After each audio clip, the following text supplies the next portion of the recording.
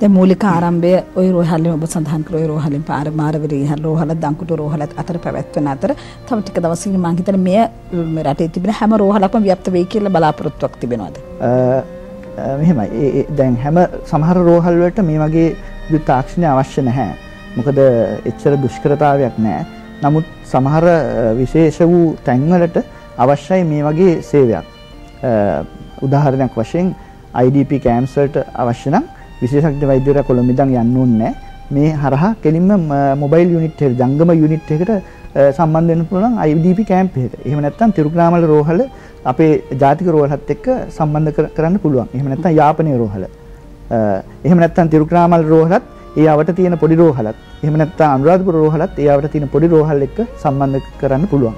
ඔව් මේ වගේ දියුණු තාක්ෂණයක් ගැන කතා කරද්දී වෛද්‍යතුමනි දැන් රෝගියෙක් හිතන්න පුළුවන් විශාල මුදලක් අපිට ගෙවන්නට සිද්ධ වෙයි. මෙන්න මේ වගේ ප්‍රශ්න රෝගියාගේ හිතේ ඇතිවන්න පුළුවන්. මේ වගේ බියක් ඇති වෙන්න ඊට වඩා හොඳයි අපි මේ හැමදාම යන සායනය කියලා හිතන්නටත් ඉඩ තියෙනවා. ඒ වගේ කෙනෙකුට මම හිතන පිළිතුරක් ලබා දිය යුතුයි. ඔව් මෙහෙම කිසිම බියක් සැකයක් අවශ්‍ය නැහැ. මොකද මේක සාමාන්‍ය සායනයක් වගේ තමයි සිදු කරන්නේ. තමුන්ගේම ගමේ රෝහලේ ඉන්න වෛද්‍යවරයා ගාවට යොමු වෙන්නේ. ඒක නිසා කිසිම බියක් සැකයක් අවශ්‍ය නැහැ. මොකද එතන තියෙන්නේ ඊටාත්ම පොඩි කැමරාවක් තියෙන්නේ. වෙබ් කැමරා එකක් කියලා එකක් තමයි තියෙන්නේ ඒ සායනේ.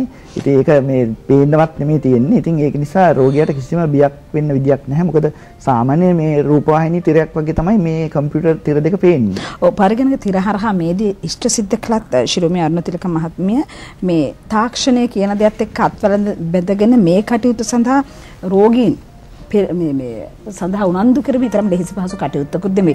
අර මා කැමති මෙතුමාගෙන් කියවුනේ නැති යම් දෙයක් දැනගන්න මුදල් කියන දේ අවශ්‍යයි. කෙනෙකුට කියන්නට හිතන මේ දැන් channel හරහා කරනවා වගේම clinic හරහා සම්බන්ධ වීමේදී යම් මුදලක් ගෙවිය යුතුයි කියන සිතුවිල්ල ඇති වෙන්නට පුළුවන්. මම හිතන්නේ ඒකට අපි නිවැරදි පිළිතුරක් ලබා දිය යුතුයි. ඒක නම් ඇත්ත ඉඳුනිල්. මේ දැන් අපිට කියන්න පුළුවන් මෙහෙම දැන් සාමාන්‍යයෙන් මේ රෝහලට ගියාම අපිට සල්ලි ගෙවන්න වෙන්නේ මේ ආණ්ඩුවේ රෝහලට ගියාම සල්ලි ගෙවන්න වෙන්නේ නැහැ. ඒ අතින් මේ රට ඉතාමත් ඉහළ තත්වයක තියෙන්නේ ඕනෑම මේ රටවැසියෙකුට ගිහිල්ලා මේ මුදල් නොගෙවා මේ වෛද්‍ය පහසුකම් ලබා ගන්න පුළුවන් රටක් මේක. ඒක අපි මේ ඉස්සෙල්ලා මේක මේ ඉතාමත් අගය කළ යුතු දෙයක්. අනිත් එක තමයි මේ සායනයේදුවා කියලා මේ සල්ලි ගෙවන්න වෙන්නේ නැහැ. තවත් සල්ලි ඉතුරු වෙනවා මිසක්. ඒ කියන්නේ අපි හිතමු අනුරාධපුරයේ ඉන්න රෝගියෙක් කොළඹට එන්න කොච්චරක් සල්ලි වියදම් කරන්න ඕනේද? කොච්චරක් කාලය වියදම් කරන්න ඕනේද? සමහර වෙලාවට ශල්‍ය කර්මයකට භාජනය වුණාට පස්සේ ගොඩක් අපහසුතාවයන් තියෙනවා. මේ අපහසුතාවයන් එක්ක පැය ගණනක් ආවහම ඒක මේ ඇත්තටම අපහසුතාවය වැඩි තත්වයක තමයි පවතින්නේ. නමුත් මේ වගේ දෙනක තමන්ගේ ගමේ රෝහලට යන්න සමහර විට පැය භාගයයි පැයයි යන්නේ. ඒකත් ඒ සාමාන්‍යයෙන් විසඳ ගන්න පුළුවන් ප්‍රශ්නයක්. පැය ගණනක මේ දුෂ්කරතාවයන් ගෙවලා යන්න ඕනේ නැහැ. විශේෂඥ වෛද්‍යතුමා හමු වෙන්න තමන්ගේ ගමේ රෝහලේ තමන්ගේ වෛද්‍යවරයා සමග ඉඳගෙන ඉතාමත් පහසු ලෙස ඉඳගෙන මේ කොළඹ ඉන්න හරි කොහේ හරි ඈතක සිටින ශල්‍ය වෛද්‍යතුමා හමු වෙන්න එහෙම නැත්නම් විශේෂඥ වෛද්‍යතුමා හමු වෙන්න පුළුවන් ක්‍රමයක් මේක. ඉතින් අපි ඒක අත්හදා බලලා තියෙනවා මේ දොස්තර චැප්මන් මහතා කිව්වා වගේ මේ මාරවිල රෝහලේ සහ දංකොටුව රෝහලේ ඒ රෝගීන් සහ වෛද්‍යවරුන් ඒ වගේම මේ ශල්‍ය විශේෂඥ වෛද්‍යවරුන් ඔක්කොම ඇත්තටම විමතියටපත් වුණා මේ තරම් පහසු ලෙස මේක කරගන්න පුළුවන් වුණා කියලා. කිසිම අපහසුතාවයක් නැහැ. ඒකලා අමුතු මේ ඒ කියන්නේ ඔය මේ හෙඩ්ෆෝන්ස් ඒ වගේ ඒවා අපි පාවිච්චි කරන්නේ නැහැ අපහසුතාවයක් දෙනේමයි.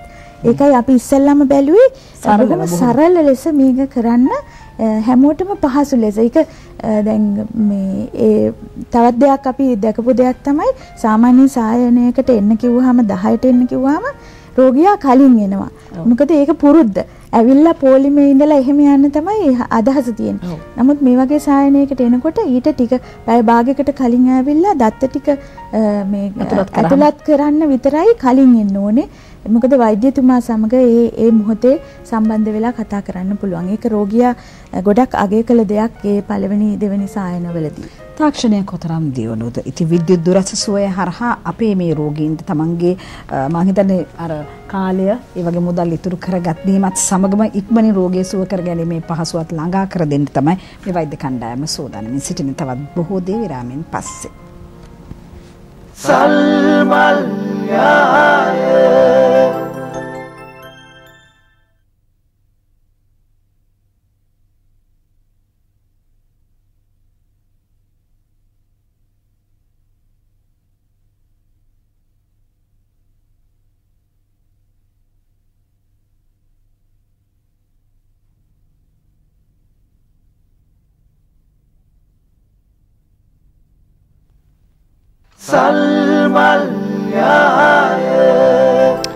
විද්‍යුත් දුරස්ත සුවය පිළිබඳව කතා බහක් කරද්දී අලුත් ක්‍රියාදාමය පිළිබඳව කතා කරද්දී විශේෂඥ ශල්‍ය වෛද්‍ය කී චප්පන් මහත්මයාගෙන් මම දැනගන්න කැමතියි මේ අලුත් තාක්ෂණයත් එක්ක කරන මේ ගනුදෙනුවේදී එහෙම නැත්නම් මේ කටයුත්තේදී මේ සායනය හරහා අපට කොපමණ රෝගීන් ප්‍රමාණයක් සඳහා සේවය සලසන්න පුළුවන් ද දිනකට?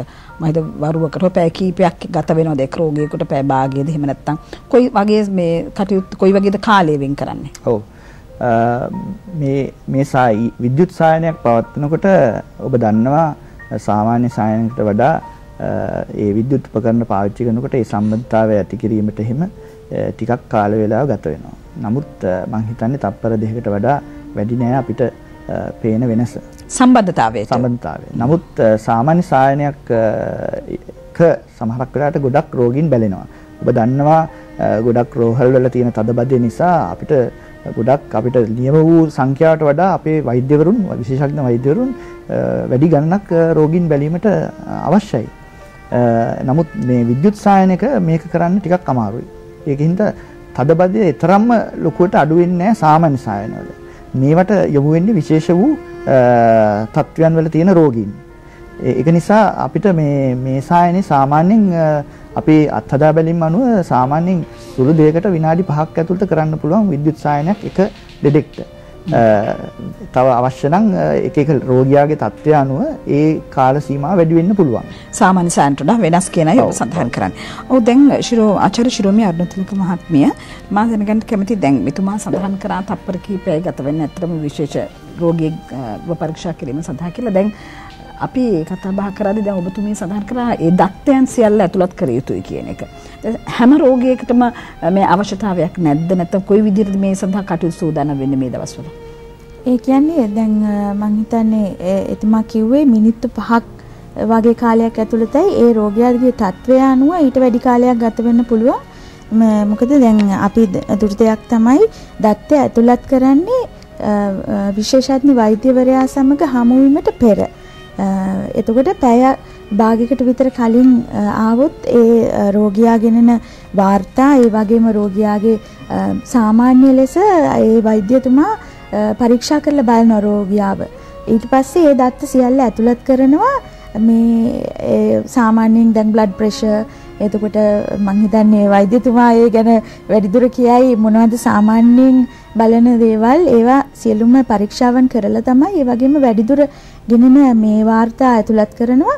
ඒ වගේම තව දෙයක් තමයි දැන් තුවාල ඒ වගේ ඔපරේට් කරලා ඒ වගේ එහෙම තිබ්බොත් එimhe ඒවයි විද්‍යුත් මේ මොකක්ද ඒකට කියන්නේ දැන් පින්තූර අරගෙන අපේ වෙබ් අඩවිය හරහා විශේෂඥ වෛද්‍යතුමාට පෙනීමට සලස්වනවා. ඒතර ඒකට ටිකක් කාලය ගත වෙනවා. ඒ කියන්නේ එක රෝගියෙක් සඳහා වැඩිම වුණොත් මිනිත්තු 2ක් 3ක් විතර යන්නේ ඒ කාලේ දත්ත ටික ඇතුල් කරන්න.